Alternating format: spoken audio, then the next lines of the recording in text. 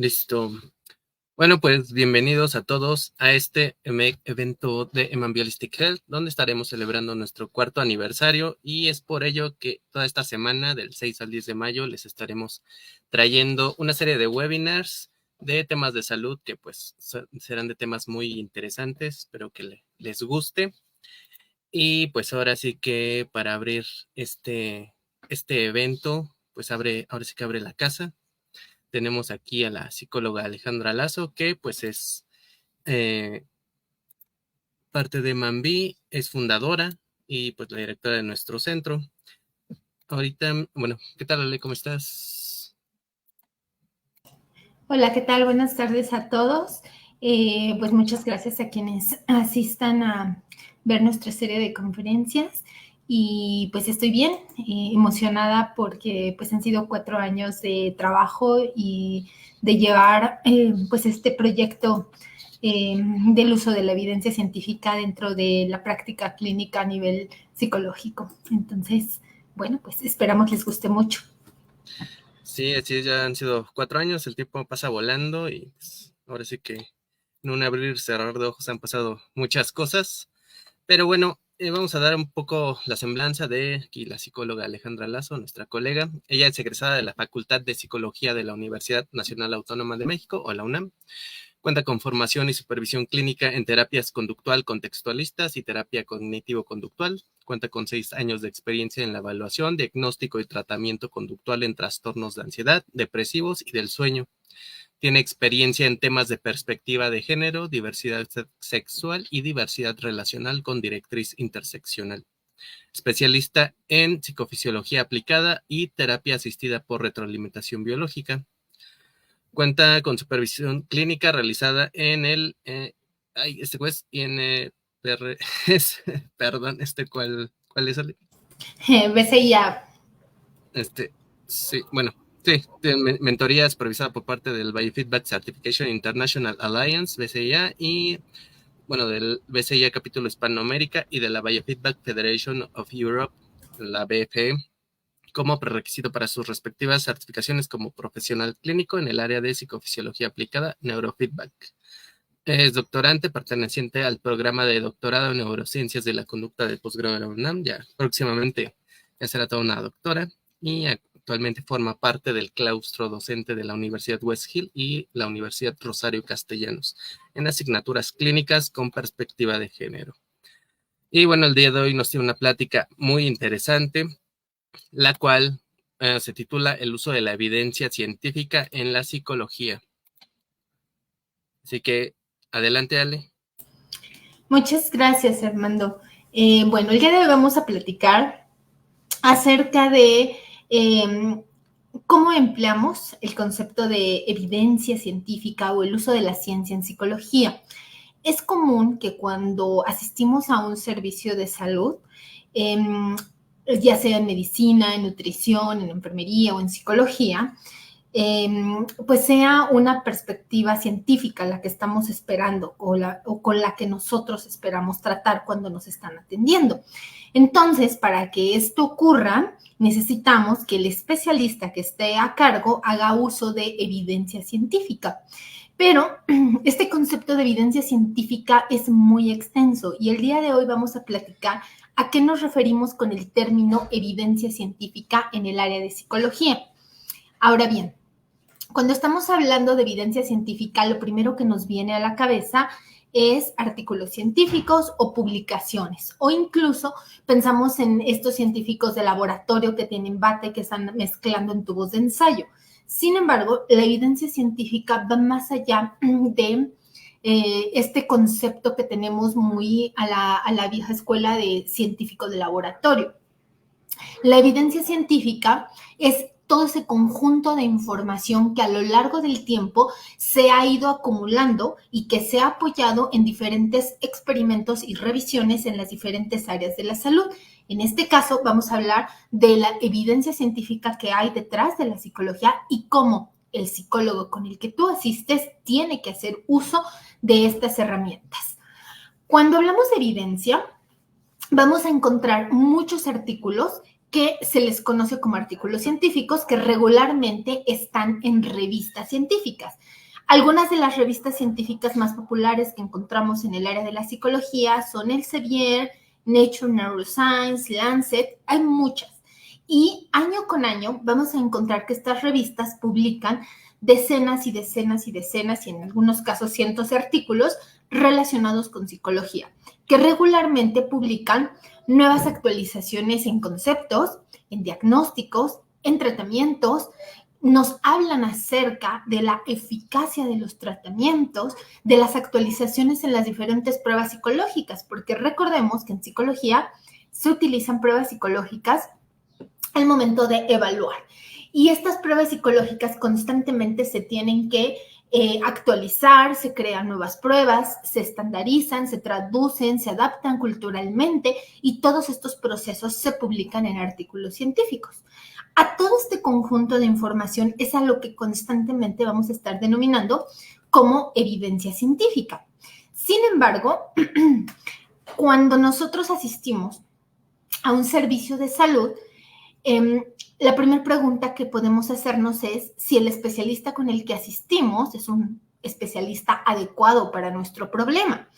En teoría, si el especialista hace revisión y uso adecuado de esta evidencia científica, podría dar respuesta a las necesidades que tiene este paciente o cliente o consultante. Sin embargo, para ello tenemos que entender cuáles son las cosas que como profesionales de la salud debemos hacer desde un contexto ético.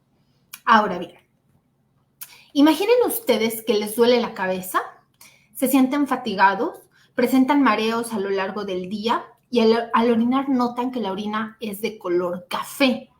Cuando normalmente a la gente le pregunto, ¿qué haces en esta circunstancia? Se quedan pensando un momento y me responden, bueno, pues voy al médico o me hago unos estudios de laboratorio. Algunos me dicen, bueno, me hago una prueba de orina y con esa prueba de orina veo si tengo una infección de vías urinarias. Eso es algo que normalmente la gran mayoría de personas hacen. Ahora, recuerden que cuando hablamos de evidencia científica estamos hablando de conocimiento que tiene soporte empírico, es decir, que se llevaron a cabo diferentes investigaciones que lo respaldan. Y esto ocurre en las disciplinas científicas. Entonces, cuando vamos al médico, esperamos que el médico haga uso de esta evidencia científica y nos pueda ayudar, nos pueda diagnosticar, nos pueda dar un tratamiento y nosotros resolvamos nuestro problema de salud. Cuando vamos al psicólogo, esperamos lo mismo. Ahora, existen obviamente otras formas de tratamiento que no pertenecen directamente a una metodología científica, las cuales cultural y socialmente son plausibles y existen en nuestra realidad. En este momento estoy enfocándome en aquellas opciones cuando las personas optan por acudir a un especialista de la salud. Entonces, si yo me siento así y busco atender mi problema con el médico o con el especialista, en este caso puedo ir incluso con algún especialista en vías urinarias o me hago una prueba, normalmente lo que ocurre es que voy a recibir un tratamiento. Ahora, les quiero platicar un poco a qué nos referimos con la especificidad de esa evidencia científica. Imaginen que cuando ya tienen ustedes su diagnóstico en el médico pues diagnostica que tienen una infección de vías urinarias y entonces les propone 3 opciones de tratamiento. La primera opción les dice, mira, tengo un tratamiento que pues se ha probado actualmente, es medio novedoso, se ha probado en 50 personas. La verdad es que de esas 50, 35 mostraron mejoría, 10 no sintieron ni bien ni mal, te quedaron igual y 5 se sintieron peor.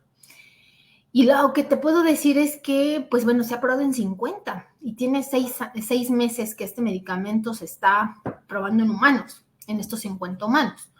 Tenemos este segundo medicamento que ustedes ven aquí.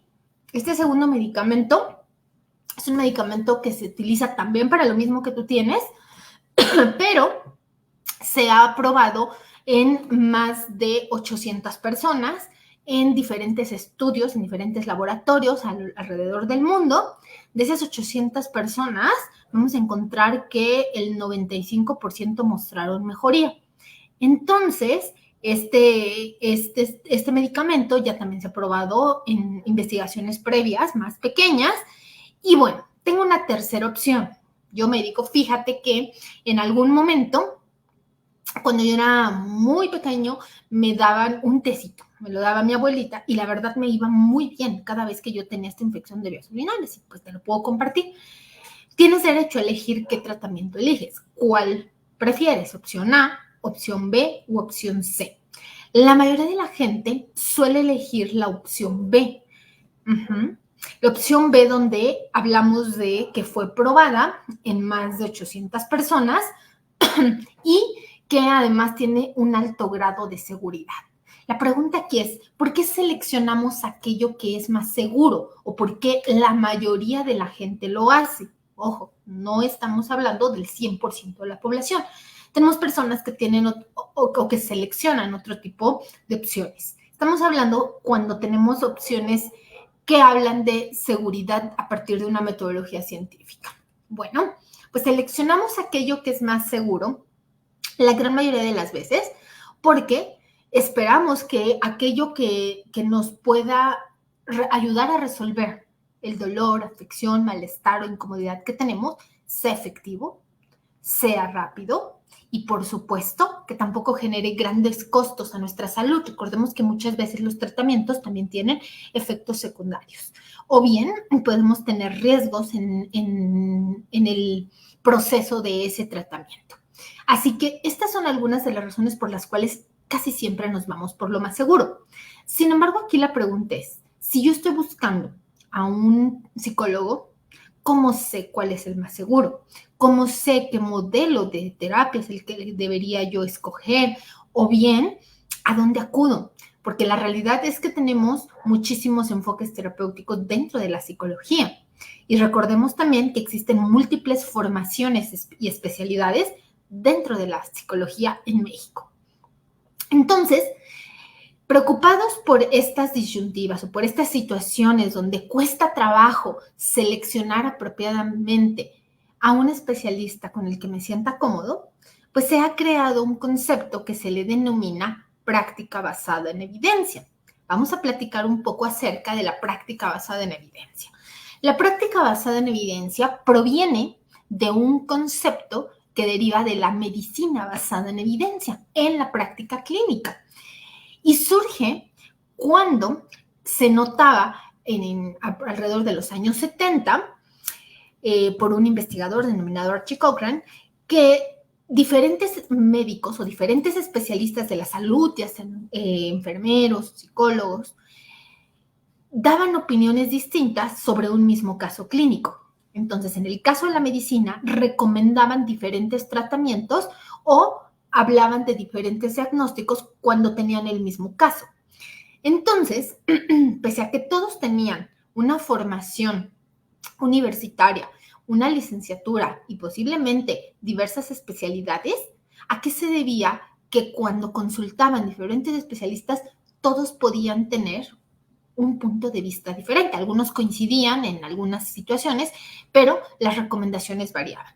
Entonces, lo que se nota dentro de esta dinámica que ocurre entre profesionales de la salud es que muchas veces el apoyo que tenemos de la evidencia científica puede ser diverso. Entonces, preocupado porque dentro de estas dinámicas de selección de las cosas científicas que ya existen publicadas en las revistas, se generaran una gran diversidad de tratamientos y que en algunos casos los pacientes pasen por un tratamiento y no les resulte y tengan que ir por otro y tengan que ir por otro, pues se propone la práctica basada en evidencia para acortar esa búsqueda de tratamientos en los cuales puedes estar en los que no se consideran tratamientos de primera línea. Un tratamiento de primera línea es aquel tratamiento para una situación patológica que se considera que tiene la mayor efectividad. Se le puede llamar tratamiento de primera línea o tratamiento estándar. Y entonces, ¿cómo hacemos para saber si la opción de tratamiento que mi profesional de la salud me está dando es la primera línea de tratamiento? ¿Cómo lo hacemos? Bueno, pues tenemos que saber un poco acerca de la PBE o práctica basada en evidencia, la cual tiene 3 elementos. Vamos a platicar un poco acerca de estos elementos. ¿Por qué es importante hablar de práctica basada en evidencia? Esta práctica toca todas las áreas de la salud. Actualmente existe psicología basada en evidencia, medicina basada en evidencia, enfermería basada en evidencia, nutrición basada en evidencia. ¿Por qué? Porque es una metodología que el profesional de la salud debe seguir para encontrar las primeras opciones de tratamiento que resulten más efectivas. Y que además deriva en que nosotros podamos tener la mejor aproximación a las diferentes facetas de atención, ya sea a nivel terapéutico, a nivel diagnóstico, a nivel preventivo y otras opciones que existen en nuestro papel como profesionales de la salud. Entonces, la práctica basada en evidencia tiene 3 elementos. 1, el profesional de la salud está obligado a brindar atención apoyado en la mejor evidencia científica. Ahorita no hablamos a qué nos referimos cuando decimos mejor evidencia científica. Número 2, a considerarse la experiencia profesional que el personal tiene y a contemplar las preferencias del paciente. Entonces, cuando hablamos de esta triada de la evidencia, debemos contemplar que ninguno de los 3 elementos es más importante que el otro y que debemos cumplir, si somos un profesional de la salud basado en evidencia, con estos 3. Ahorita vemos cómo podemos saber si nuestro terapeuta, psicólogo, médico, nutrólogo está trabajando de forma basada en evidencia. Las disciplinas dentro de la práctica basada en evidencia actualmente han retomado bastante fuerza en México, especialmente la enfermería basada en evidencia, y sobre todo vamos a encontrar que existen múltiples revistas que promueven estas prácticas. Estas prácticas las vamos a encontrar en el ámbito hospitalario, en la consulta privada, en institutos o bien en universidades que puedan brindar este servicio de salud, de cuál, del tipo que sea. Ahora, cuando pensamos en el primer eje, donde decimos que el especialista tiene que ofrecer este primer nivel de evidencia o esta información que se encuentra actualizada y que es segura, pues debemos contemplar que la evidencia se clasifica en niveles. No todo lo que encontramos dentro de artículos científicos tiene el mismo nivel de seguridad y no todo lo que se encuentra dentro de estas revistas científicas va a tener las mismas repercusiones en las poblaciones en las cuales se aplica. Por lo tanto, los niveles de evidencia tienen diferentes clasificaciones. Hay una clasificación que desarrolló la Universidad de Oxford, que es la clasificación de 5 niveles, que es la más utilizada, pero también tenemos la Universidad de McMaster, que se desarrolló en Canadá, y tenemos una que propuso la Fuerza Especial de los Servicios Preventivos de Estados Unidos. Entonces, cuando hablamos de evidencia, no es cualquier artículo científico, es aprender a seleccionar los artículos científicos en los cuales yo estoy fundamentando mis decisiones clínicas, porque hace rato decíamos que diferentes especialistas pueden dar opiniones diversas sobre un mismo caso, justamente porque se consultan distintas fuentes y en ocasiones no alcanzan a coincidirse y podemos tener situaciones donde el paciente va a pasar por diferentes especialistas hasta encontrar el tratamiento que tenga mayor efectividad, cuando en ocasiones, si se sigue una metodología revisada, posiblemente acortemos ese tiempo. Entonces, les voy a platicar un poco acerca de la importancia de saber leer la evidencia científica y de saber identificarla. Durante el 2020, cuando nos encontrábamos en el mayor auge de la pandemia y cuando todo el mundo pues no sabía qué iba a ocurrir, se empezaron a realizar muchas investigaciones científicas en torno al COVID-19. Y entonces se investigaban desde vacunas, desde efectos que podía tener en los pulmones, qué sintomatología o secuelas podían tener a nivel cognitivo haber tenido COVID. Se investigaba de dónde venía el COVID. Entonces había muchísimas investigaciones que en ese momento estaban tratando de explicar qué cosa estaba ocurriendo cuando las personas tenían la enfermedad de coronavirus. Resulta que en una de las revistas más prestigiosas del mundo del área de la salud, la American Journal of Biomedical Science and Research, en su revista Lancet, que Lancet es una revista pues, bastante conocida en el mundo de la ciencia, publican este artículo que tienen en la pantalla. Es un artículo que habla acerca de cuál fue la raíz o de dónde proviene el virus que se dio durante la pandemia. Y entonces es un artículo que se publicó, es un artículo corto de 3, 4 páginas que contenía estudios genéticos sobre una variante de murciélago a la que habían estudiado para que se rastreara si esa era la raíz de este virus. Y entonces habían encontrado que había muchas hipótesis en China, entre ellas que provenía del murciélago, que se lo habían comido y demás. Y entonces este artículo aseguraba que en una ciudad cercana a Wuhan habían encontrado la variedad de murciélago que daba lugar a esta epidemia, bueno, pandemia.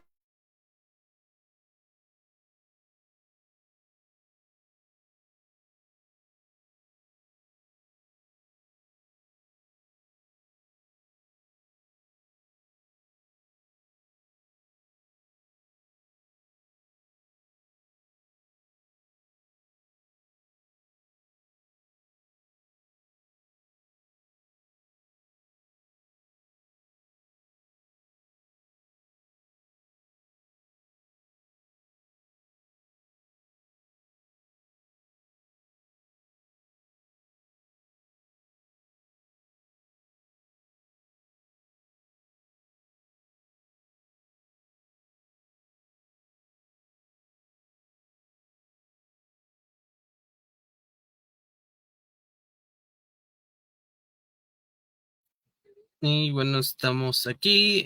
Me comenta la psicóloga Alejandra que tiene unos problemas técnicos. En un momento regresa. Pero mientras tanto, vamos a algunos anuncios. Bueno, tenemos algunas preguntas. Bueno, de momento no. Si tienen alguna pregunta para los espectadores, para la psicóloga Alejandra, pues con mucho gusto déjenlas y las estaremos respondiendo al, al final de la transmisión. Mientras tanto, les comentamos que si están viendo esta transmisión y les interesa el servicio de atención psicológica, tomen una captura de que estuvieron aquí en los webinars o en el webinar, suban a Instagram, etiquétenos y tendrán acceso a un 10% de descuento en su tratamiento. Entonces, pues, ahí está la promoción que tenemos solo por esta semana, solo por este ciclo de conferencias. Posteriormente, pues ya no será el precio total, pero bueno, aprovechen igual.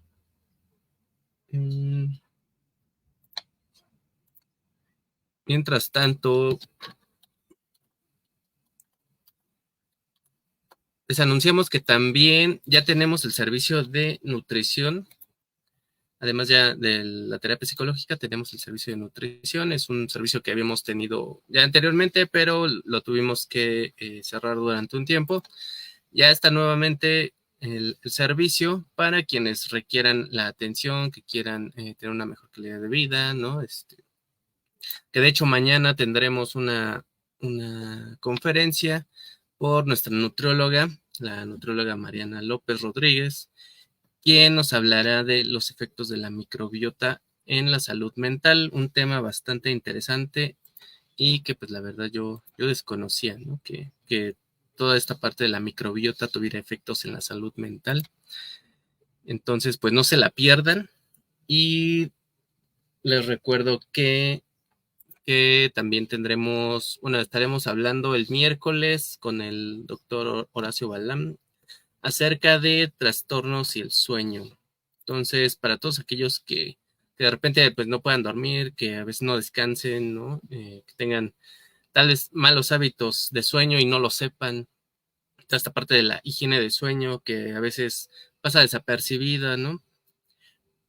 nosotros no somos como conscientes de que pues tenemos malos hábitos, que no dormimos bien o que, como mencionaba, de repente dormimos nuestras 6, 8 horas y despertamos y sentimos que no descansamos y nos preguntamos el por qué, pues el miércoles tendremos esas respuestas y mucho más. El jueves tendremos una invitada especial que no es del área de psicología ni de nutrición, pero es una doctora, amiga mía, quien nos va a hablar acerca de diabetes tipo 2, cómo prevenirla y demás. Ella se ha especializado en esta parte, es médica internista y tiene varios estudios, además de ello, donde se ha especializado en este tipo de enfermedades. Bueno, ya está por acá la psicóloga Alejandra, ya volvió. Sí, una disculpa. Sí, les comentaba que esta semana tendremos descuento Ah, muy bien. de, Súper. de 10%, sí, nos etiquetan y nos muestran que estuvieron en este live o en alguno de los que tendremos en la semana. Súper bien. ¿Ya se pueden ver mis diapositivas de nuevo? Sí, ya está. Ok, esperemos que no falle nuevamente la red. Parece que fue un problema en la energía eléctrica, pero que nos dé para terminar pues esta charla. Les decía entonces que en ese momento encontramos con que pues este artículo se publicó y es un artículo que fue revisado por especialistas editores de la revista. Resulta que este artículo era un artículo que uno de los científicos que estaba dentro de las investigaciones del COVID-19 quería demostrar que no todo lo que se publica en revistas científicas está revisado a manera de que aquello que se manda tenga seguridad y que sepamos que se hizo de la manera en que los investigadores dicen que lo hicieron. Entonces, lo que él hizo es que este artículo hablaba acerca del consumo de una variedad de murciélago que, lo dice en el título, que se denominaba Subat. De hecho, no se estaba hablando de un Pokémon, ni siquiera estaba hablando de un murciélago, de una variedad de murciélagos reales. Todo el artículo, cuando lo leemos a conciencia, el artículo está publicado, les puedo dejar la liga para quien lo quiera ir a curiosear, nos habla acerca de una investigación que se hizo en un Pokécenter. Los que sean fan de Pokémon me entenderán a qué nos referimos. Pero además de eso, tiene dentro de los diferentes autores a un autor denominado Bruce Wayne, que trabajó en el Hospital de Ciudad Gótica. Tenía absolutamente todos los elementos para rechazarse esta investigación y fue aceptada en una de estas revistas. Claramente era un problema que ponía en evidencia cómo el que tengamos un artículo científico no necesariamente garantiza que esa información o evidencia tenga buena calidad. Por eso necesitamos aprender a seleccionar la calidad de la evidencia científica. Esto ocurrió en el 2020. Este artículo ya fue está público, pero vaya, tiene las acotaciones de que es un artículo ya rechazado y retractado. ¿Por qué? Porque la revista lo sacó público. Es muy gracioso, quien tenga tiempo libre lo puede revisar, porque nos da un uso de lenguaje especializado rebuscado que aparentemente parece que están explicando algo relacionado con el COVID-19 y la raíz de este virus, cuando en realidad lo único que están haciendo es jugar con palabras científicas. Y si especialistas no lo notaron, imaginen cuando somos público usuario y que no es un área de nuestra especialidad a la que acudimos. Es muy, muy, muy difícil que alcancemos a notar si lo que nos están dando, lo que nos están diciendo, pues tiene ese soporte. Por esa razón es importante que los especialistas aprendan a seleccionar cuál es la calidad que esa evidencia tiene, para que no acabemos consultando artículos de Pokémones.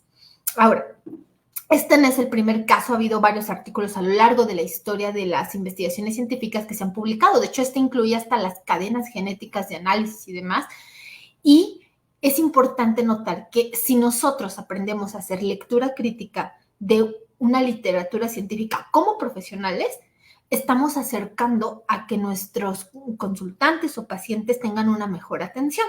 Y ahorita vamos a hablar de si yo soy usuario o estoy buscando el servicio, qué es lo que yo puedo hacer para darme cuenta de si hay una evidencia científica. Hace rato les decía que tenemos información de diferentes formas de clasificar la evidencia. Una de las más recomendables es el nivel de evidencia de Oxford, que es una pirámide que nos organiza la información de los artículos en un gradiente de confiabilidad y de certeza. Nos dice qué tanto es aconsejable, desaconsejable, recomendable o muy recomendable utilizar ciertos tipos de artículos. Y nos pone los tipos de artículos que hay. Desde artículos, esto es más para especialistas que estén mirando este live, vamos a encontrar los artículos desde opinión de experto hasta un tipo de artículo que se le conoce como revisión sistemática de ensayos clínicos aleatorizados. Entonces, ¿qué necesitamos? Saber que no todo artículo científico tiene el mismo nivel de evidencia o la misma calidad de evidencia. Saber que necesitamos estar en constante actualización al momento de estar solicitando información a las diferentes fuentes para los tratamientos o propuestas que le damos a nuestros pacientes y que al mismo tiempo necesitamos informar a nuestros pacientes sobre la calidad de las opciones de tratamiento que nosotros estamos brindando. Ahora, ¿qué nos dice la American Psychological Association, la famosísima APA, acerca de cómo escogemos un psicólogo? Bueno, cuando nosotros estamos eligiendo un psicólogo, regularmente optamos por pedirle recomendación a una persona cercana que ha tomado el servicio y decirle, oye, ¿cómo te fue o cómo te sentiste? Recuerden que existen múltiples formas en las cuales podemos averiguar qué tipo de profesional es con el que estamos trabajando. Ya dijimos que para que sea un profesional que trabaja basado en evidencia, necesita primero trabajar con la mejor evidencia científica, y esto es seleccionar artículos con el nivel más alto de evidencia que respalden sus intervenciones o tratamientos. Punto número 2. Necesitamos también conocer cuál es su experiencia profesional. Y aquí es donde la APA nos hace una serie de sugerencias como usuarios del servicio de psicología para saber seleccionar a un buen psicólogo. Y nos dice, usted puede hacer las siguientes preguntas al especialista. ¿Es usted un psicólogo autorizado? Quiere decir, ¿tiene cédula profesional? Recuerden que psicólogo y psicoterapeuta no son lo mismo, pero vamos de lo más básico a preguntas más específicas. ¿Es usted psicólogo autorizado? Lo primero es eso, el profesional con el que voy, ¿es psicólogo? ¿O cuál es la profesión de base que tiene? Número 2, ¿cuántos años lleva ejerciendo la psicología? Aquí es importante puntualizar, la psicología clínica.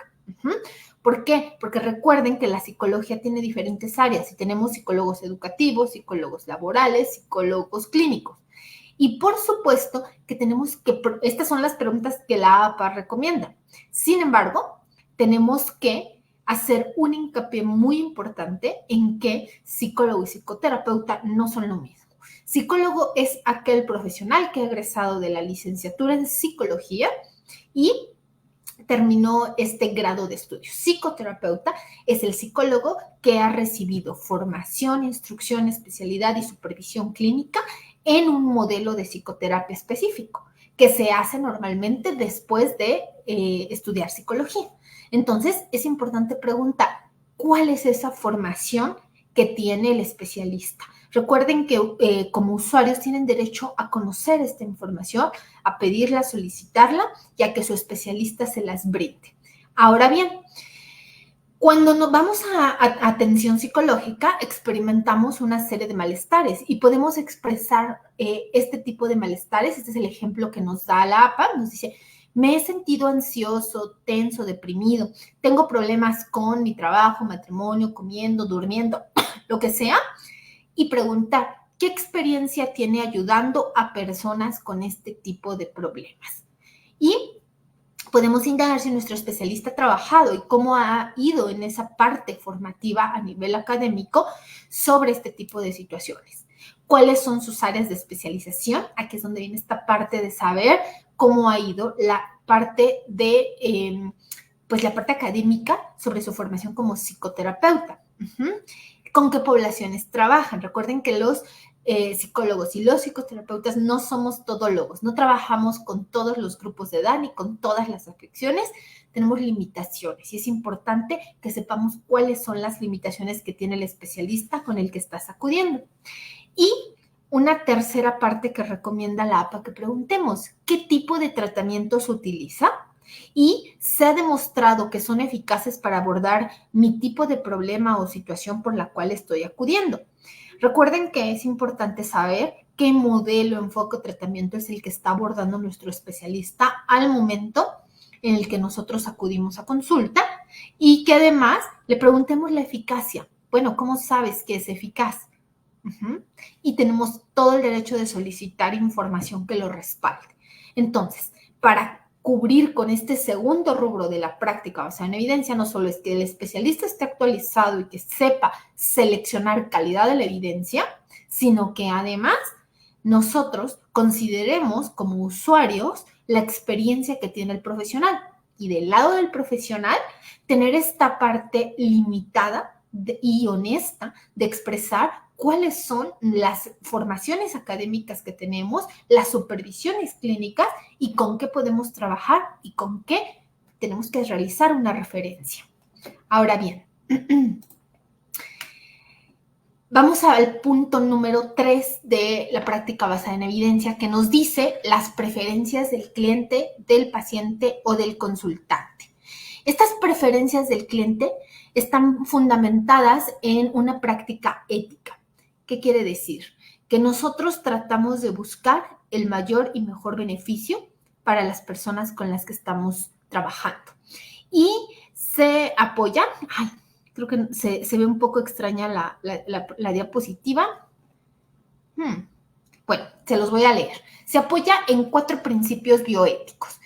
Y estos principios de la bioética surgen después de que en la Segunda Guerra Mundial se experimentaba con seres humanos. Todos sabemos que durante la época del Holocausto se utilizaban en los campos de concentración prácticas poco éticas para investigar el funcionamiento de la fisiología y de cuestiones a nivel psicológico. Entonces, en Alemania, posteriormente a que finaliza la Segunda Guerra Mundial, se llevan a cabo una serie de juicios, los juicios de Nuremberg, que proponen o que son el primer fundamento de la práctica bioética en la investigación y por supuesto que se traslada a los entornos clínicos en los cuales trabajamos los profesionales de la salud y plantea 4 principios. El principio de justicia, el principio de beneficencia, el principio de no maleficencia y el respeto a la autonomía. ¿Qué quieren decir estos 4 principios? Vamos a ver el primero, que no se ven las letras en el circulito, pero yo se los voy a leer. Este es el primero y nos habla del principio de justicia, que nos dice que como profesionales de la salud estamos en la responsabilidad de dar un tratamiento equitativo y apropiado a la luz de lo que es debido a cada persona. Es decir, lo que necesita esa persona en su tratamiento es lo que nosotros tenemos que dar. Una injusticia se produce cuando se le niega a una persona el bien al que tiene derecho. ¿Por qué? Por situaciones de discriminación o porque a lo mejor yo decido que no me conviene y entonces no brindo ese servicio sabiendo que esa persona tiene derecho a ello, ya sea por su seguro social, por su aseguradora o porque ha pagado un servicio, dependiendo del área en el que nos encontremos.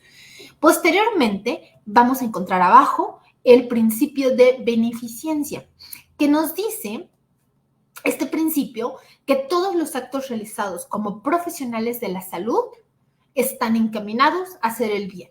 No solo aquellos que sean una exigencia ética en el ámbito de la salud, sino aquellos que estén dentro de nuestra pertinencia profesional, porque a veces vamos a tomar decisiones que son en beneficio de la salud. Y el hecho de que nosotros hagamos una referencia porque no tenemos la formación adecuada o porque no sea parte del grupo poblacional con el que trabajemos es en beneficio del propio cliente. Posteriormente, tenemos el principio de no maleficencia que hace referencia a no infringir daño intencionalmente. Lo cierto es que como profesionales de la salud en cualquiera de las disciplinas, podemos hacer daño. Y ese daño puede tener costos en la salud de las personas, puede ser costos económicos, familiares, sociales, y es bastante grave. Es una falta bioética grave. Y vamos al último punto, que tiene que ver con el derecho de respeto a la autonomía. En este punto se entienden como acciones autónomas la libertad que tiene la persona para elegir o tomar decisiones sobre su propio tratamiento. Entonces, ¿cómo elegimos sobre nuestro propio tratamiento? Lo tenemos que hacer de 3 maneras. De manera intencionada, con comprensión y sin influencias controladoras que determinen la acción. Entonces, para que yo elija un tratamiento y esté de acuerdo con él, lo primero es que debo conocer el tratamiento, debo poder entenderlo de forma clara y sencilla.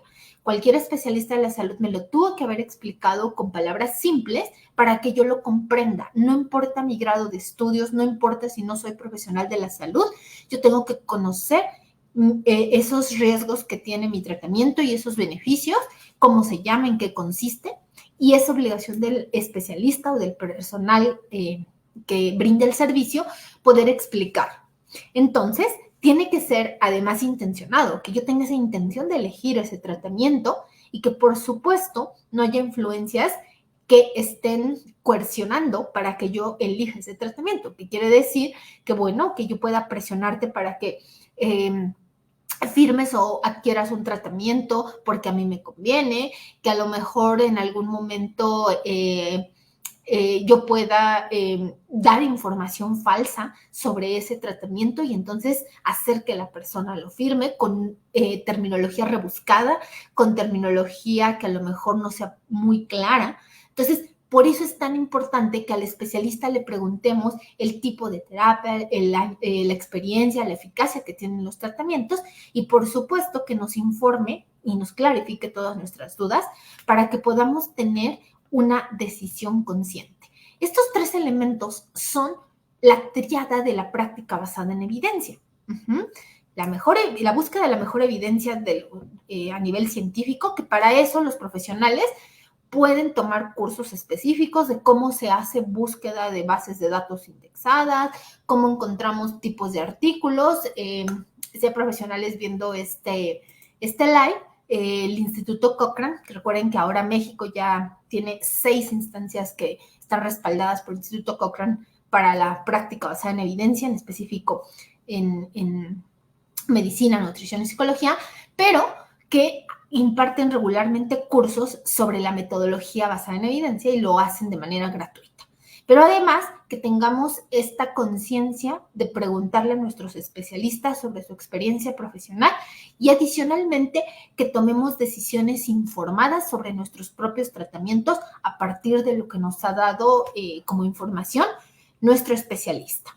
Finalmente, les quiero platicar un poco acerca de qué es lo que dice la Organización Mundial de la Salud respecto al uso de la evidencia en psicología.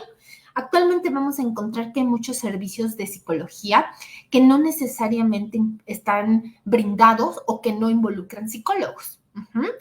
Entonces, lo que actualmente la OMS propone es que las personas implicadas en proveer servicios relacionados con la psicología puedan implementar intervenciones psicológicas basadas en evidencia en los servicios sanitarios, sociales, de protección o educativos que estén brindando.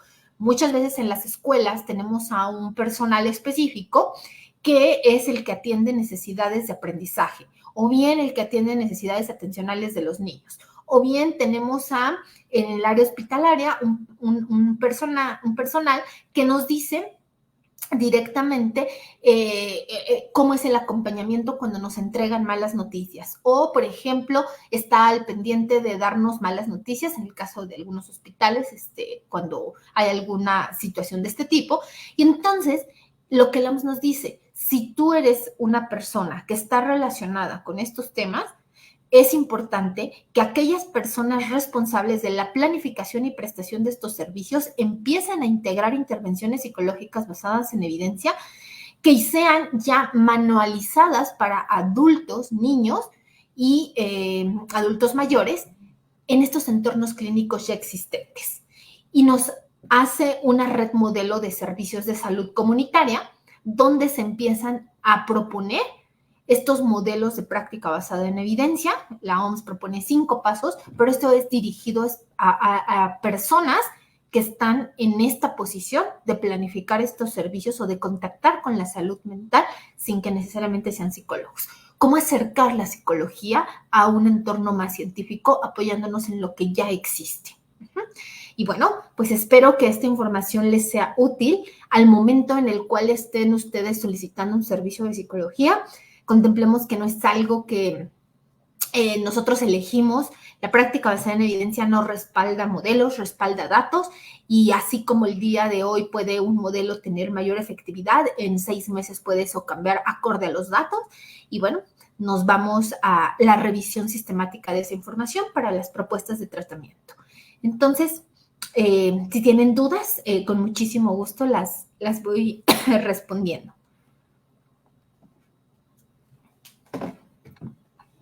Bueno, pues muchas gracias, Ale, por esta presentación muy ilustrativa y para que la gente conozca más acerca de qué es la práctica basada en evidencia, porque pues, bueno, recuerdo que habías mencionado en alguna ocasión que no es una práctica muy común, ¿no? Alrededor del mundo. Entonces, el hecho de que lo tengamos aquí en Emambi, pues es bastante bueno y pues habla bien, ¿no? De nuestra empresa. Al parecer no tenemos ninguna pregunta. Tenemos por aquí. Le nos manda sus felicitaciones. Muchas gracias, Ale. La chica Yeya RA nos dice muchas felicidades por su aniversario. Muchas gracias. Muchas gracias. Y Amaranta igual nos manda sus felicitaciones. Muy bien, pues sí, a lo largo de la semana vamos a estar teniendo de manera complementaria pues un ciclo de conferencias relacionadas con la salud.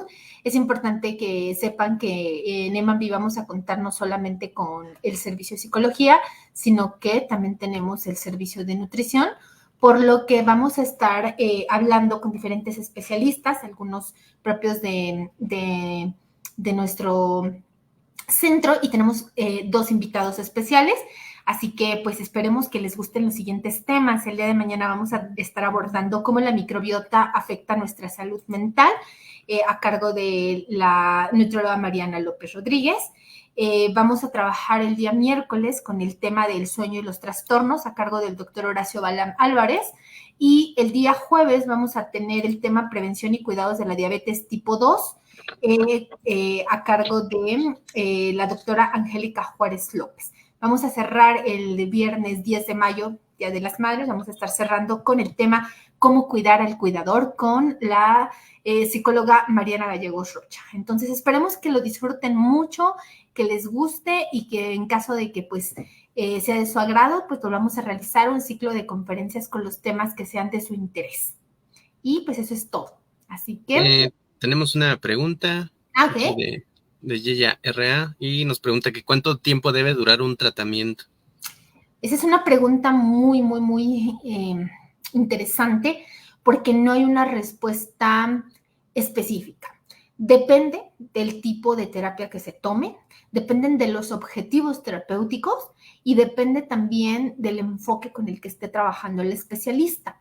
Entonces, ¿qué es lo que sí podemos hacer para tener certeza de cuánto tiempo aproximadamente puede durar el tratamiento? Recuerden que cuando trabajamos en consulta clínica, nuestro especialista trabaja regularmente por objetivos. Entonces, trazamos los objetivos terapéuticos para saber si vamos a trabajar, no sé, un entrenamiento de habilidades sociales, a lo mejor alguna fobia específica o algún trastorno de ansiedad generalizada. Depende cuáles sean las necesidades del cliente. Esa es la primera. La segunda es que tenemos modelos terapéuticos que son breves y que suelen tener un número limitado de sesiones. Entonces, esos modelos regularmente ya te dicen, vamos a trabajar 12 sesiones, vamos a trabajar 10 sesiones, o bien tenemos tratamientos que se flexibiliza el número de sesiones dependiendo de las necesidades y objetivos del cliente. Y en algunos programas de atención psicológica en hospitales públicos se limita el número de sesiones. Entonces, la persona que está siendo atendida en este servicio tiene derecho a un número específico y eso depende del hospital. Y en algunas universidades también tenemos la duración de tratamiento en función de cuánto tiempo dura el ciclo escolar. Si son 6 meses o 4 meses, ese es el tiempo en el que entra la persona y en la que se le brinda ese servicio. Entonces, es una pregunta muy buena, muy, muy común dentro de la consulta, pero también un poco difícil de responder, porque tenemos tratamientos desde a lo mejor 12 semanas hasta algunos que se pueden prolongar, a lo mejor 6, 8 meses, un año, dependiendo de cuáles sean esas necesidades. Lo que sí es cierto es que la evidencia actual que tenemos no tiene tanto respaldo científico sobre tratamientos extendidos por años y años y años. No contamos con esa evidencia que nos diga que los tratamientos prolongados a años necesariamente tienen un buen sustento empírico. Excelente. Muchas gracias, Ale, por tu respuesta. Y al parecer ya no tenemos más respuestas, por lo que por el día de hoy cerraríamos esta transmisión. Muchas gracias a todos los que se conectaron y les recordamos que mañana tendremos la plática con la nutróloga Mariana López. Va a estar muy interesante.